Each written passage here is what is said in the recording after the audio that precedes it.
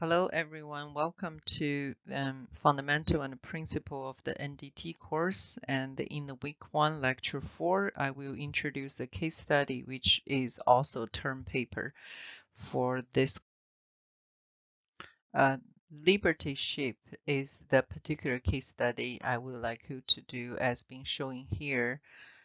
You probably already know the US Liberty shipbuilding program in the World War II was in order to support the battle against the Nazi Germany, right? It made a significant contribution at that time. I think they built in 6 years about 2,700 Liberty ship. However, many of them suffered sudden fracture, right? And some of them are being split in half, as been showing here, right? So a sudden fracture.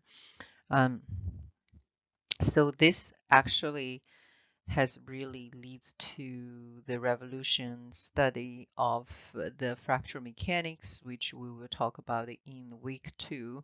So in this particular study, case study and term paper, I would like you to do 3 things. And then first to answer the question, what was the failure mechanism of the mode based on this class discussion, and what was the contributing factor, right? What really made this ship fractured into 2 pieces all of a sudden, and what type of the NDT method has been used in this particular case.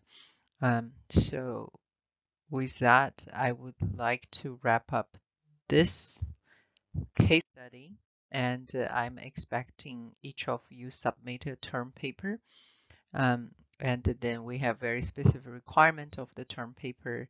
Please look up on the edX course. And next week, we will talk about elasticity and linear fracture mechanics. Stay tuned.